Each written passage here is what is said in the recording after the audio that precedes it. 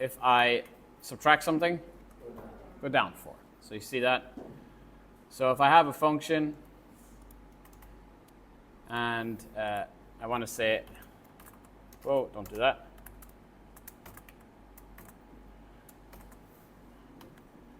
You can see I've added 4 to the original function and it's gone up. So here's my 2 functions. Maybe it's better to see it there. And then if I just subtract 4, it goes down. Oh, not 44. Subtract 4, it goes down. Okay, so my original, all right. What I'm going to do now is I'm going to, inside the brackets here, I'm going to add or subtract. What happened here if I added 2 to this? To the left.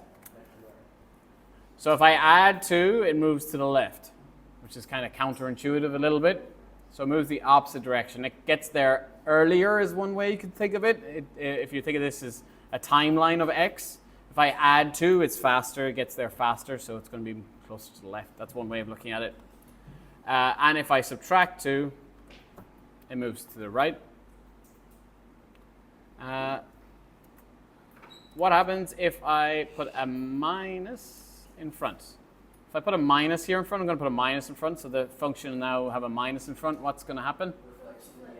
Reflection in the x-axis, says Charlie. He's dead right, because the y values will all change. And if I reflect, press the minus inside here, isn't that how you reflect it in the y-axis? Yeah. What's it going to look like? Same.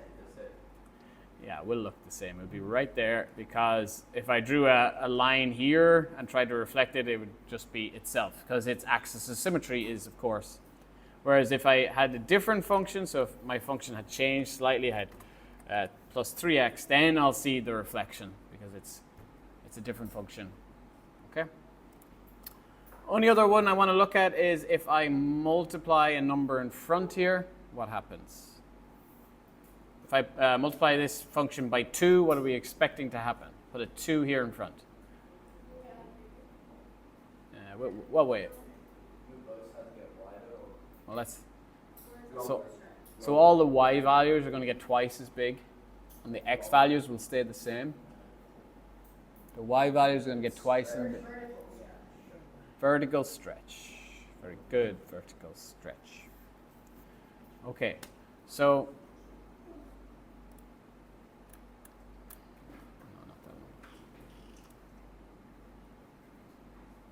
right, so we seem to have the hang of that. Let's just make a conclusion.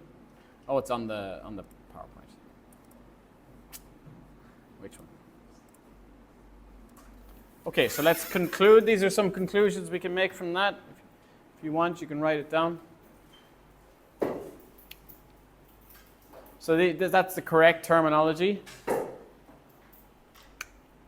So if I have a function and I add something to it or subtract something to it afterwards, that's a move up and down. It's in a translation units parallel to the y-axis. Only one or in parallel, of course. Okay, so if I add something, it's a translation. If I subtract something, so plus a moves up and minus a moves down here. Another one, if I put something in with the x plus or minus a, they use minus a here, we use minus a. That moves it left or right. So if I have a negative a, it moves this way. And if I have a positive a, it moves that way. That's one way to think about it. Now, that kind of weird sign then, you just need to remember this one. So that's translation parallel to the x-axis. Of course, when we do translations, you could use vectors as well. Remember, the vector left and right goes on the top or on the bottom of a vector? Left, right's on the top. So this one would be here. It would be whatever A is, and this one would be here, up, down. So left, right's on the top of the vector, up, down. So they could use vectors sometimes. And then the other one we looked at, which is not in the summary here, is if you multiply by a minus, It's a reflection in which axis again? X-axis. If you put the minus outside, so if all the y values are now, so that, remember fx you can think of as y, so if all the y's have now become negative, so if a y is up in the positive, it now becomes negative, so it flips this way. And then if I have the negative in here with the x, that's a reflection in the y-axis. So if the x was positive, it was over here, it now will be negative over there. And then the last one is this one. If I multiply it by some number, so A stands for a number, a stretch, a vertical stretch, vertical, or stretch parallel to the y-axis. And this A is a scale factor, how much it's stretched.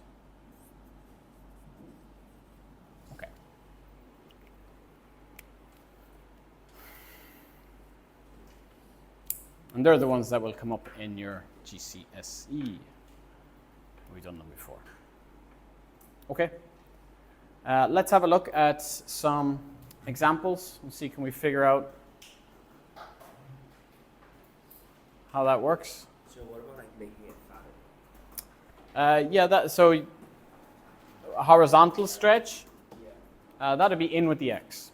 And it's actually an inverse one, so it won't be, it's not on your course, but we've done it before as well. If there's an A in here, it'll have the opposite effect. So the scale factor will actually be 1 over A.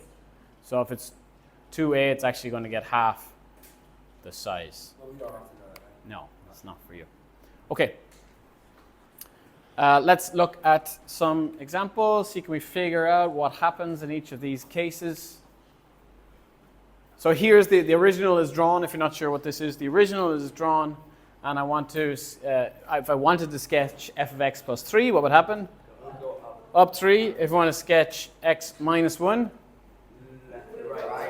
yeah, I'll just shove this to the right 1 unit. And then if I want to sketch 2fx, it will stretch. Would it have the same intercepts here?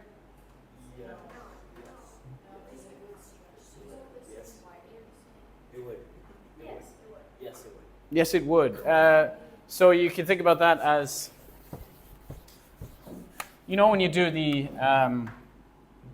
you're solving an equation, so you solve x squared plus 5x plus 6.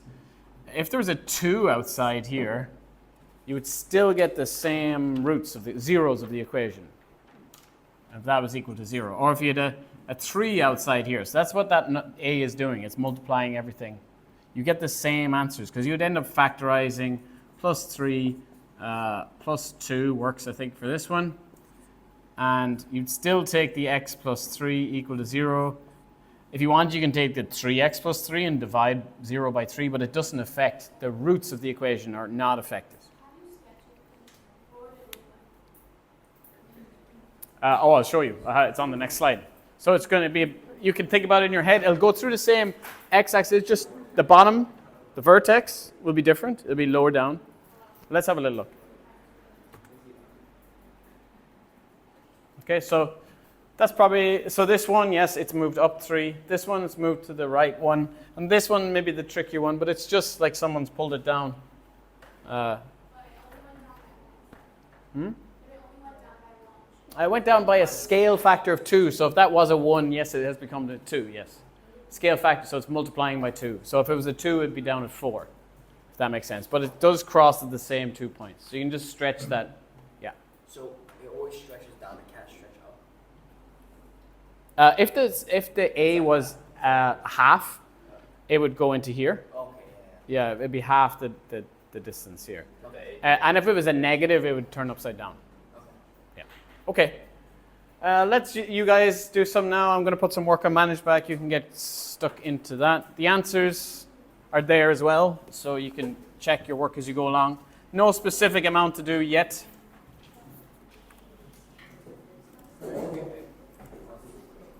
It's not quite there yet. Sorry, I have to